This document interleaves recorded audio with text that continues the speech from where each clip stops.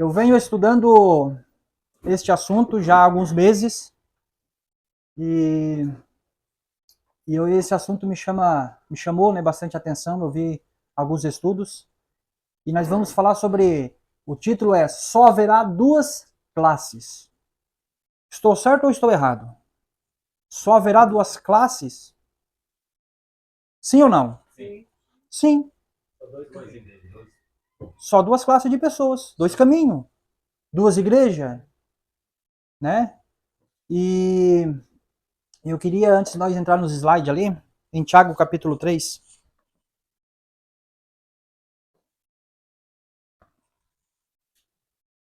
eu vou fazer uma oração. Oremos.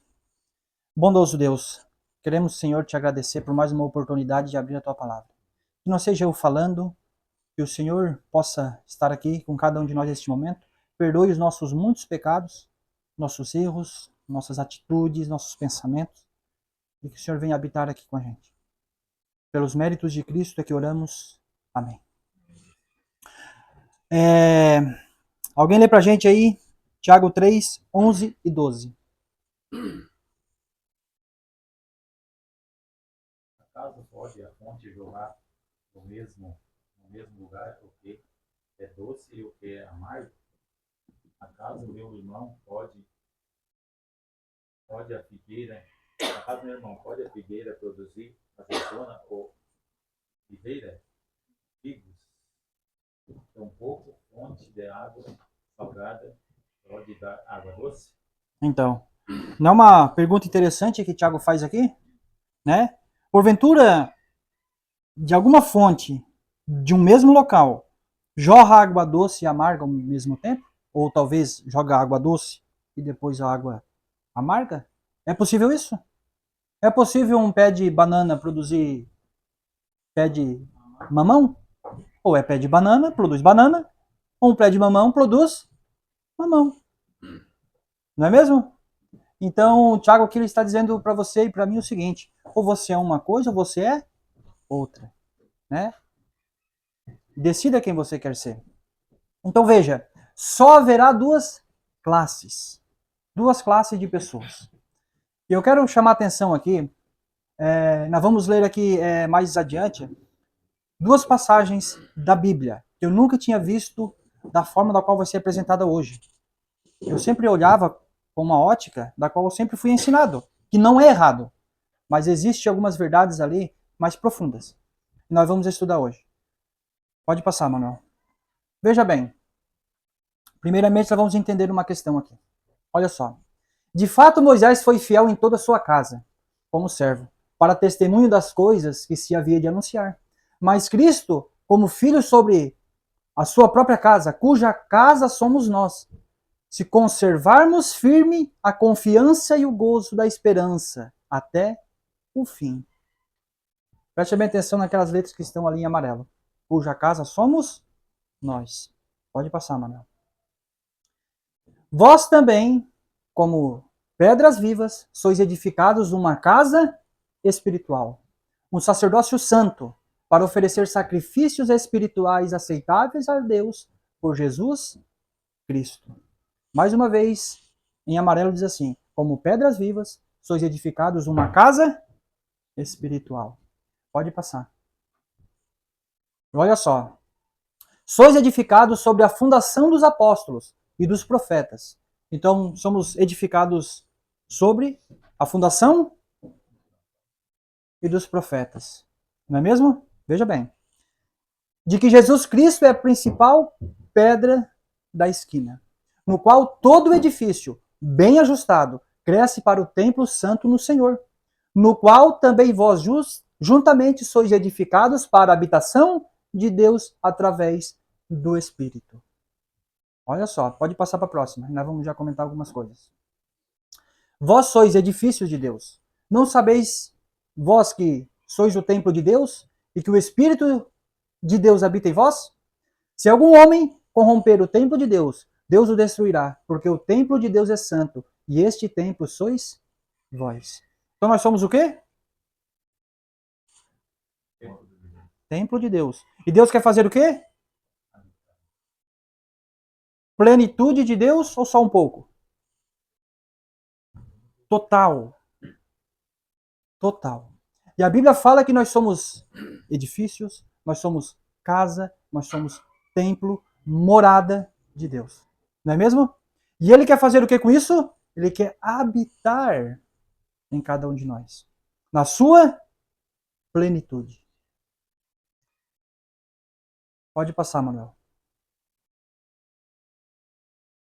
E Jesus lhe respondeu dizendo: destrua esse templo, e em 3 dias eu levantarei.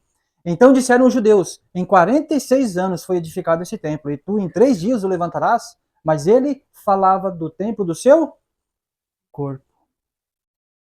Pode passar, Manuel. Olha só. E que acordo tem o templo de Deus com os ídolos? Porque vós sois o templo de Deus vivo. Como Deus disse: eu habitarei neles e andarei entre eles, e eu serei o seu Deus, e eles serão o meu povo. Então, o que Deus quer fazer com cada um de nós, comigo e com você, é o seguinte: é habitar em cada um de nós, na sua plenitude. Pode passar, Manuel. E Jesus respondeu e disse: se alguém me ama, ele guardará as minhas palavras, e o meu Pai o amará, e iremos a eles, e faremos nossa morada nele. Olha só, o que Deus quer fazer, mais uma vez eu digo, é habitar em você, habitar em mim e fazer morada em nós. É isso que ele deseja fazer. Pode passar, Manuel. Interrogado pelos fariseus sobre o quanto viria o reino de Deus, Jesus respondeu: não vem o reino de Deus com visível aparência. Eles esperavam o reino de Deus de forma física, visível. Um reino da qual eles estavam testemunhando ali com os romanos, que tinham força, que tinham ali o poder civil, e eles esperavam dessa forma. E Jesus disse: olha, o reino de Deus não vem com visível aparência, como vocês estão pensando. Ele diz assim, ó, nem dirão, ei-lo aqui ou lá está, porque o reino de Deus está dentro de vós. Então, o que Jesus veio fazer para cada um de nós, o que ele veio fazer aqui, é fazer com que eu e você experimentamos o mesmo que ele experimentou. A plenitude de Deus na vida dele, ele quer que nós também temos essa experiência. E nós somos a casa de Deus. É isso que ele veio fazer. Então, o reino de Deus não foi visível. O reino de Deus foi a plenitude de Deus na vida de Cristo, e ele quer que isso também aconteça com a minha e com a sua vida. Irmãos, eu só usei esses slides aí, mas nós vamos entrar agora no ponto central da mensagem. E eu acho que vai ter mais 2 slides ainda, vamos ver aqui. Pode passar. Não, já chegou. Olha só, quem conhece essa passagem aí? Todo mundo conhece, né? Mas agora, como nós sabemos que essa é a casa da qual está se referindo somos nós já sabíamos disso, mas nós vamos estudar depois disso alguns textos, e vocês vão olhar. Eu fiquei bem impressionado com esse estudo da qual eu fiz, e eu queria compartilhar com vocês, e creio que também vai ser de muita utilidade para cada um de vocês que aqui está. Irmãos, não se esqueçam de uma coisa: Deus quer fazer morada em você e em mim, na sua plenitude. Não pode uma fonte de água jorrar água doce e água salgada. Isso é impossível. Com este pensamento da qual a gente construiu até agora, diz assim, ó: quando um espírito imundo sai de um homem, anda por lugares áridos, buscando repouso, e não o encontra. Quando que o espírito imundo sai na vida de uma pessoa? Se nós estudar, nós vamos ver que uma pessoa que realmente ela se converte, ela desce as águas, essa pessoa se entrega a Cristo. Então ele diz: eu voltarei para minha casa, de onde saí, e voltando a encontra vazia, varrida e adornada. A tradução original para adornada pode ser colocada ali, a casa em ordem. A casa estando em ordem. Tudo organizado, tudo certinho. Pode continuar. Então ele vai e leva consigo outros 7 espíritos, piores do que ele. E eles entrando, habitam ali. Quem habita ali? Os 7 espíritos imundos. E o último estado deste homem vem a ser pior do que o primeiro. Assim também há de acontecer a esta geração perversa. Então Deus quer habitar em você? E os espíritos imundos também querem habitar em você. Você percebeu que o conflito da qual existe neste planeta é o controle total da sua vida. Satanás de um lado tentando controlar você. Total. E Cristo do outro lado tentando controlar você de forma plena. E agora veja. Pode voltar ali, Manuel. O 44. Então ele diz: eu voltarei para minha casa, de onde saí, e voltando a encontra vazia. Por que a casa estava vazia? Por que essa casa estava vazia? Varrida e arrumada. Ela estava toda organizada, tudo certo. Porém, ela estava vazia. Irmãos, eu já há alguns meses, Deus vem falando comigo, né? Não por sonho ou visão ou revelação, da qual alguns alegam ter, né? Mas pela sua palavra. Né? E eu venho estudando sobre este ponto. E eu percebi que muitos da qual se engajam no movimento de revivamento e reforma, da qual aqui todos aqui eu acho que fizeram parte. Se você analisar, eu tenho dito isso, eu comecei a estudar em 2011, a Igreja Adventista lançou a lição da Escola Sabatina, Reavivamento e Reforma, em 2011. E em alguns lugares começou esse movimento nesta época, em alguns um pouco depois, e as pessoas foram fazendo, mudando seu estilo de vida, mudando ali a aparência, seu vestuário, sua alimentação, o seu comportamento em geral. Música, e foram ali fazendo o quê com a sua casa? Varrendo a sua casa, arrumando, ajustando, deixando ela em ordem. Mas eu faço uma pergunta aqui. Essa casa, que somos eu e você, ela está vazia ou ela está ocupada por alguém? Será que essa casa ela está vazia? Você veja que,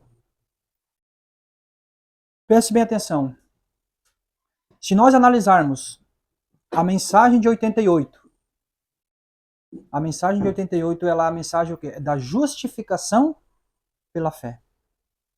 Que é o quê? É Cristo em nós.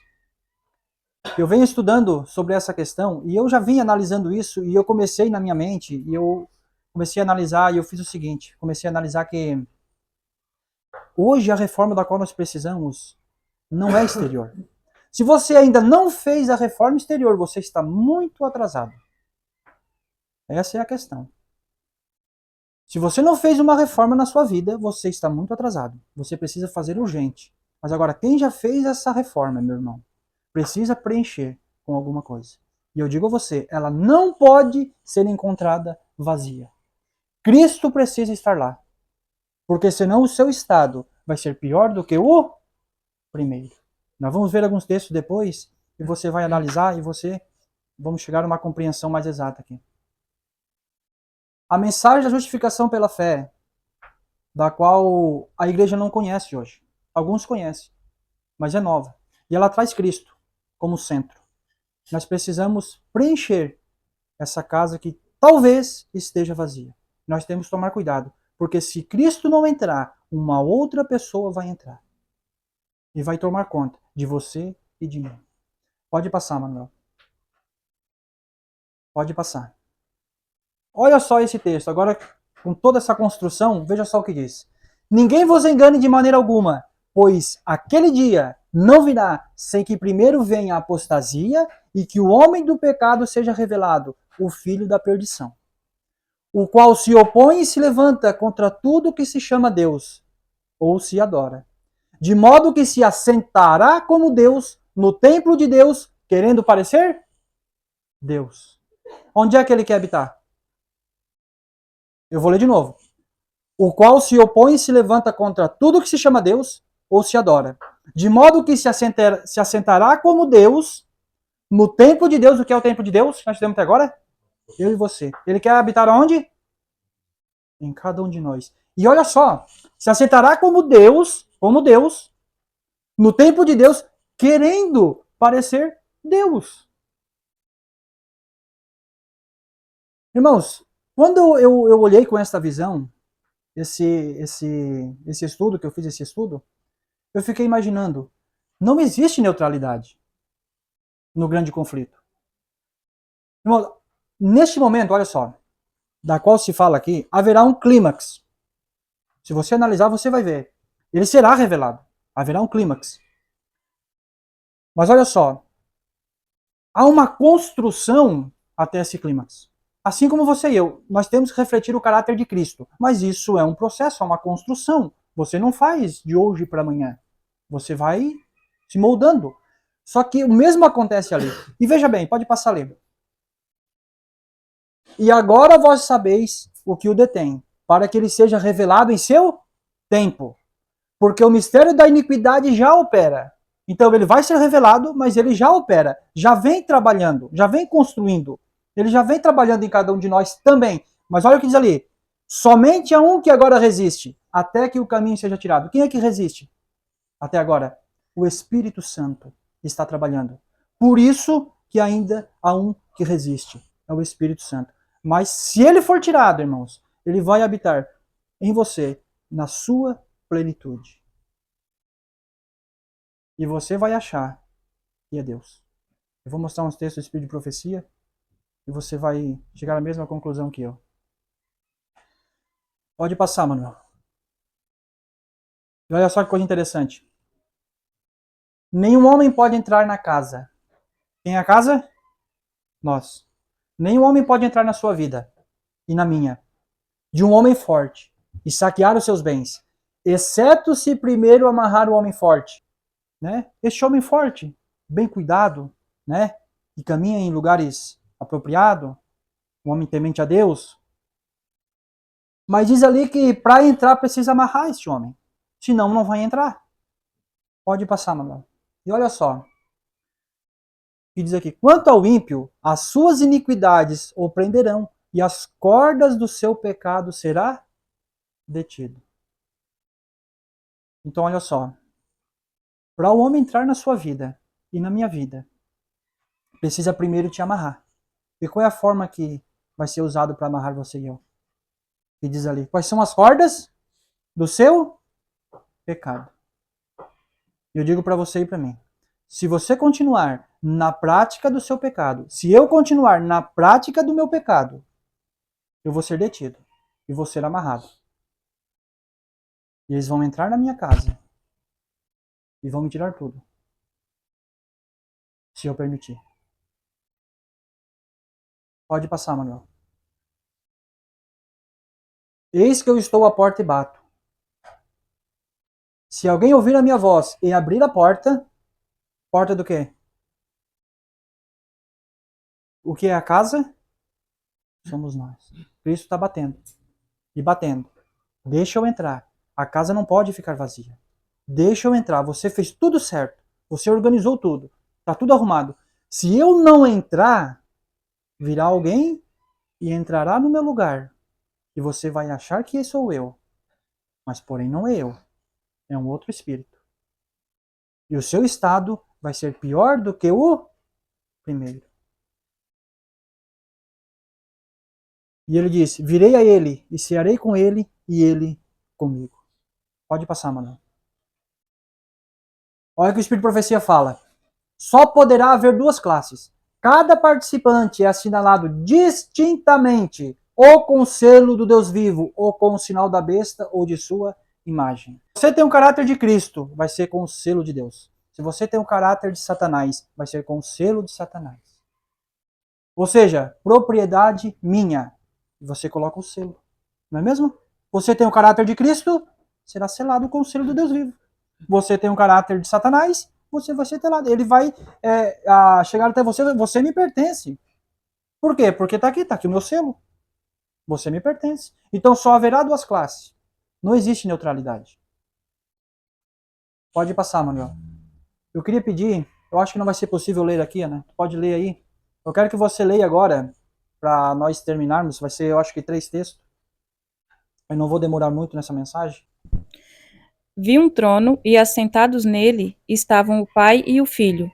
Contemplei o semblante de Jesus e admirei sua adorável pessoa. Não pude contemplar a pessoa do Pai, pois uma nuvem de gloriosa luz o cobria. Perguntei a Jesus se seu Pai tinha forma dele. Jesus disse que sim, mas eu não poderia contemplá-lo, pois disse: se uma vez contemplares a glória de sua pessoa, deixarás de existir. Só um pouquinho. Então, aqui só para contextualizar. Ellen White aqui, ela viu aqui a grandeza de Deus, né? E ela ali descreveu algumas questões, né? Da qual ela presenciou lá. Mas agora aqui ela vai continuando. Perante o trono vi o povo do advento, a igreja e o mundo. Vi 2 grupos, um curvado perante o trono, profundamente interessado, enquanto o outro permanecia indiferente e descuidado. Só um pouquinho. Quantos grupos? 2. Um estava o quê? Interessado. E o outro grupo estava o quê? Descuidado. Mas os 2 grupos estavam o quê? Olha só que coisa interessante. Preste atenção, pode continuar, Ana. Os que estavam dobrados perante o trono ofereciam suas orações e olhavam para Jesus. Então Jesus olhava para seu Pai e parecia estar pleiteando com ele. Uma luz ia do Pai para o Filho e do Filho para o grupo em oração. Via então uma luz excessivamente brilhante que vinha do Pai para o Filho, e do Filho ela se irradiava sobre o povo perante o trono. Mas poucos recebiam esta grande luz. Muitos saíam de sob ela e imediatamente resistiam-na. Outros eram descuidados e não estimavam a luz. Só um pouquinho. Então, veja bem. Do pai para o filho, do filho para o grupo. Mas ali havia algumas pessoas que não estavam muito preocupadas com a situação. Não é mesmo? Mas todos os grupos estavam ali. Isso que é interessante. Né? Estavam descuidados, mas os grupos estavam ali. Ela viu 2 grupos. Não é mesmo? Pode continuar, né? E se afastava deles. Alguns apreciavam-na e iam e se curvavam com o pequeno grupo em oração. Todo este grupo recebia a luz e se regozijava com ela, e seu semblante brilhava com glória. Pode passar para a próxima ali.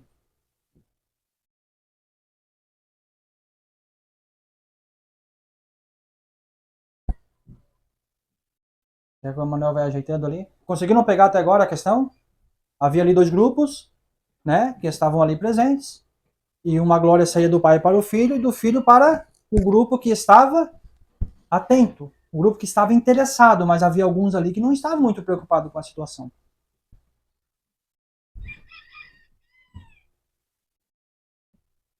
É isso aí o próximo? É. Posso ir lendo? Pode continuar. Vi o Pai erguendo-se do trono, e num flamejante carro entrar no Santo dos Santos para dentro do véu, e assentar-se. Então Jesus se levantou do trono, e a maior parte dos que estavam curvados ergueram-se com ele. Não vi um raio de luz sequer passar de Jesus para a multidão descuidada depois que ele se levantou, e eles foram deixados em completas trevas. Só um pouquinho. O contexto da qual está se referindo aí é o momento que Jesus entrou para o Santíssimo, mas aplica-se também a nós, certo? Então veja bem, ali diz que o grupo que estava descuidado foram deixado em trevas. Pode continuar. Os que se levantaram quando Jesus o fez, conservavam os olhos fixos nele ao deixar ele o trono e levá-los para fora a uma pequena distância. Então ele ergueu o seu braço direito e, ouvindo-lo dizer com sua amorável voz: Esperai aqui, vou a meu Pai para receber o reino. Guardai os vossos vestidos sem manchas, e em breve voltarei das bodas e vos receberei para mim mesmo. Então um carro de nuvens, com rodas como flama de fogo, circundado por anjos, veio para onde estava Jesus. Ele entrou no carro e foi levado para o Santíssimo, onde o Pai se assentava. Pode passar ali, Manuel, um pouquinho para cima. Então contemplei a Jesus. o grande sumo sacerdote, de pé perante ao Pai. Na extremidade inferior de suas vestes havia uma campainha e uma romã. Uma campainha e uma romã. Os que se levantaram com Jesus enviavam sua fé a ele no Santíssimo e oravam: Meu Pai, dai-nos o teu Espírito. Então Jesus assoprava sobre eles o Espírito Santo. Neste sopro havia luz, poder e muito amor, gozo e paz. Pode ler o outro. Então veja, com o grupo que estava ali com os olhos fixos nele, este grupo que estava ali, ele enviava o quê? O Espírito Santo. Ele soprava sobre este grupo e enviava-lhes o Espírito Santo. Agora vamos lá, olha só. Posso ler? Este era com o grupo que estava com os olhos fixos nele. E agora o outro grupo. Voltei-me para ver o grupo que estava ainda curvado perante o trono. Eles não sabiam que Jesus o havia deixado. Só um pouquinho. O grupo estava curvado ainda diante do trono. Ele não sabia que Cristo o havia deixado. E continua o texto. Satanás parecia estar junto ao trono, procurando conduzir a obra de Deus. Viu-os erguer os olhos para o trono e orar: Pai, dai-nos o teu Espírito. Satanás inspirava-lhes uma influência malévola. Nela havia luz e muito poder, mas não suave amor, gozo e paz. O objetivo de Satanás era mantê-los enganados e atrair de novo e enganar os filhos de Deus. Então o que aconteceu com esse grupo que estava lá? Ainda diante do trono, mas descuidado. Não tinha prestado atenção. Irmãos, Satanás parecia estar junto ao trono, procurando conduzir a obra de Deus. Agora você lembra o texto do qual eu li? Que diz que Satanás quer assentar no trono de Deus, querendo parecer Deus? A qual diz ali em Tessalonicenses? Irmãos, Satanás vai reger a sua vida se você não se entregar completamente a Jesus. Vai haver um tempo em que Satanás vai ter domínio total daquele que não entregar sua vida a Cristo. Quer seja eu, quer seja você. O pecado que você tem, exterior, interior, aquele pecadinho que só você sabe que está lá, que só eu sei que está lá. Se eu não confessar e abandonar para hoje este pecado, pode ser tarde demais amanhã. E um pecado vai levando ao outro, e você vai ser selado. Muito provavelmente, irmãos, se nós não abandonarmos esse pecado, ou certeza, com o selo da besta. Ou Cristo vai entrar na sua vida e ter controle da sua vida. Ele que vai conduzir a sua vida. Ele vai conduzir a sua vida. O seu eu morre. Ou então você vai deixar para que Satanás conduza a sua vida. Quando Jesus disse que pai se levantará contra filho, filho contra pai, a gente fica pensando, mas como eu nunca vou entregar o meu filho? Você só não entrega o seu filho porque há um que agora resiste, que é o Espírito Santo. Se tirar Deus da sua vida, você com certeza vai perseguir o seu filho, você vai perseguir o seu irmão, você vai fazer coisas que você nem imagina. Enganou o nosso coração. Então hoje o Espírito Santo está trabalhando na minha e na sua vida, meu irmão. É na minha vida e na sua. De um lado, Cristo querendo tomar posse da sua vida. E do outro lado, Satanás. Quem vai vencer? Você decide. Eu vou decidir. Pode passar, mamãe. Olha esse texto, irmãos. É um texto fora do contexto, mas também se aplica. E ele gritou poderosamente com uma forte voz, dizendo: Babilônia, a grande caiu. A grande caiu e se tornou habitação de demônios. Que a sua e a minha vida não seja uma habitação de demônios, irmãos. Que pode ser habitação de Cristo na sua plenitude.